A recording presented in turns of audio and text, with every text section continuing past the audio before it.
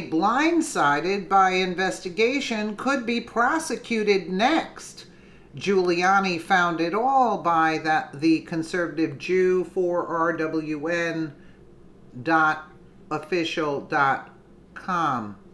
After seeing a comprehensive report on the origins of the Russian investigation, which confirmed that a government informant met with Trump campaign advisors multiple times, President Donald Trump questioned if the Obama's FBI actually spied on his campaign back in 2016, and the answer appears to be yes.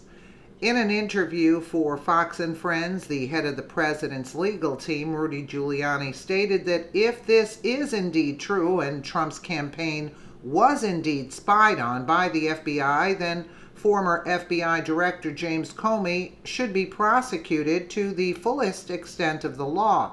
Giuliani's statements came on the one-year anniversary of the special counsel Robert Mueller's Democrat-led the investigation, which picked up right where the FBI left off.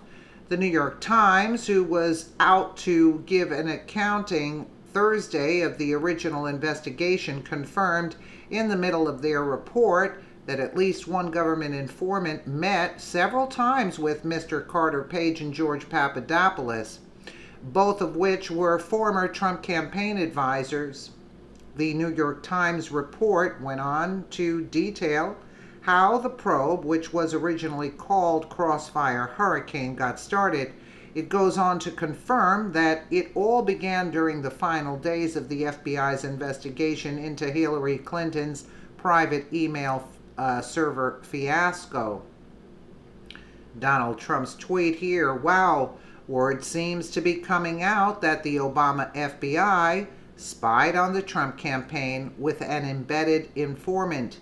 Andrew McCarthy says there's probably no doubt that they had at least one confidential informant in the campaign.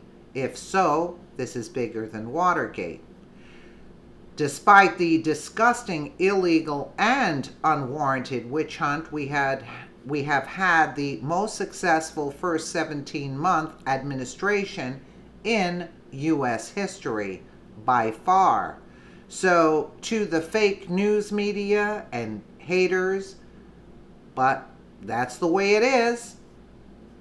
Congratulations, America. We are now into the second year of the greatest witch hunt in American history. And there is still no collusion and no obstruction. The only collusion was that done by Democrats who were unable to win an election despite the spending of far more money. This all came together as Fox News had previously reported that back in August of 2017, at a Senate testimony for Glenn Simpson, who owns Fusion GPS, had thought the dossier. What is that? They're not making sense, but they use the dossier actually in order to conduct this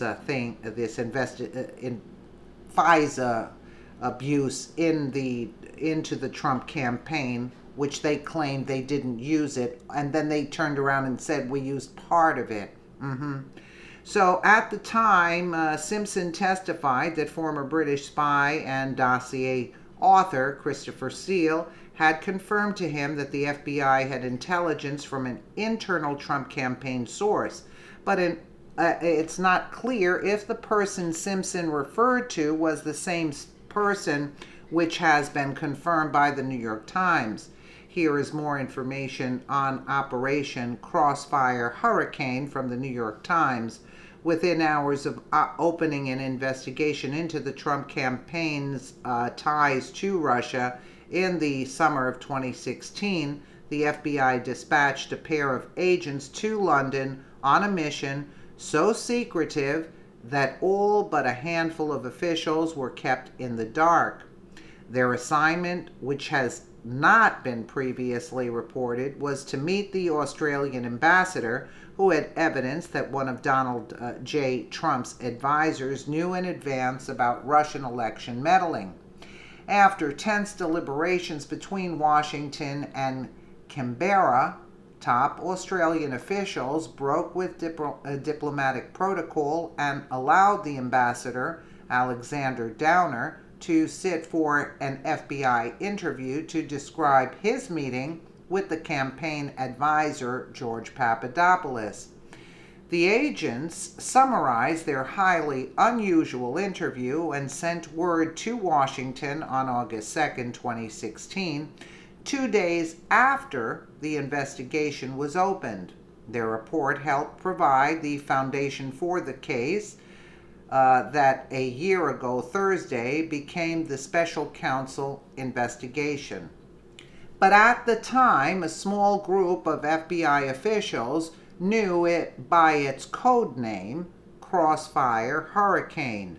The name, a reference to the Rolling Stone lyric, "I was born in a crossfire hurricane," was an apt prediction of a political storm that continues to tear shingles off the Bureau.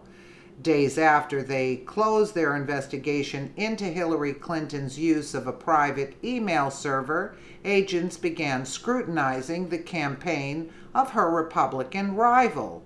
The two cases have become inextricably linked in one of the most consequential periods in the history of the FBI.